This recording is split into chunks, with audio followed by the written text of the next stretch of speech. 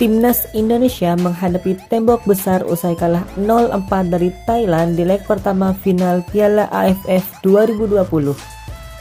Indonesia wajib meruntuhkan tembok itu saat leg kedua menghadapi Thailand digelar pada 1 Januari 2022. Supporter Timnas Indonesia dibuat kecewa dengan lemahnya permainan Garuda saat menghadapi Timnas Thailand. Menggunakan formasi 5-4-1, Indonesia tak berdaya menghadapi gempuran Karnatip Songkrasin dan kawan-kawan. Thailand seperti leluasa mencetak gol lewat 2 gol Songkrasin, Supacok dan Bordin Pala.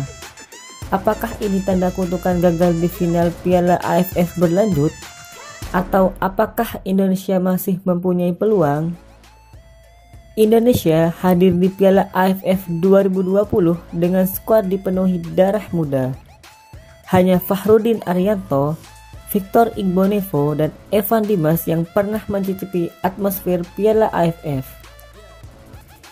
Sejak pertama kali ditangani pelatih Sintayong, skuad Garuda memang seperti tak menjanjikan.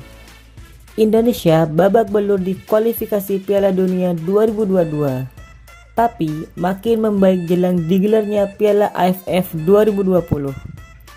Terbukti, Asnawi Mangkualam dan kawan-kawan berhasil mencapai final setelah mengalahkan beberapa unggulan seperti Malaysia dan Singapura. Namun, mengapa saat ini penampilan malah menurun di saat laga final? Pelatih Timnas Indonesia, Sintayong, tak berjanji menang besar saat skuad Garuda menghadapi Thailand di leg kedua final Piala AFF 2020. Ia hanya menargetkan Timnas Indonesia bermain jauh lebih baik ketimbang saat kalah 0-4 di pertemuan pertama. Mantan pelatih Timnas Korea Selatan itu percaya dengan kemampuan para anak asuhnya di Timnas Indonesia. Dengan begitu, ia yakin Asnawi Mangkualam dan kawan-kawan meraih hasil yang lebih baik. Tak salah memang, Sintayong tidak menginstruksikan Evan Dimas dan kawan-kawan untuk meraih kemenangan dengan skor besar. Sebab memberi tekanan juara kepada anak asuhnya membuat personel Timnas Indonesia bakal kesulitan bermain lepas di leg kedua final Piala AFF 2020. Sebab Ezra Walian dan kolega membutuhkan kemenangan telak dengan selisih 5 gol untuk otomatis keluar sebagai juara Piala AFF 2020. Dengan pengalaman kekalahan di leg pertama, saya berusaha membuat suasana lebih baik. Tapi kami tidak bisa pastikan kami bisa menang besar, kata Sintayong dalam konferensi pers virtual. Pasukan Sintayong harus menang dengan selisih 5 gol pada laga leg kedua di stadion yang sama. Menurutnya, perlu keajaiban dan cukup mustahil bagi Indonesia bisa membalikkan keadaan di 90 menit kedua. Nguyen Mendung, seperti dikutip dari Soha, termasuk pihak yang sejak awal tidak sepakat dengan final Piala AFF digelar 2 leg. Kini sosok berusia 40 tahun pun makin teguh dengan pendapatnya. Sebelumnya, saya dan beberapa rekan profesional juga berharap final hanya 1 leg. Lalu kita tingkatkan kualitas dari permainan final. Leg kedua hanya untuk mengakomodasi penyelenggara dan tuan rumah. Hanya untuk sponsor.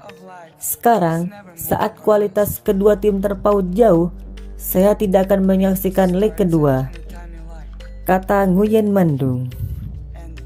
Sebelum menuju ke pertandingan final Piala AFF 2020 leg kedua, tak ada salahnya untuk mengetahui beberapa hal menarik seputar duel Indonesia melawan Timnas Thailand di final Piala AFF 2020.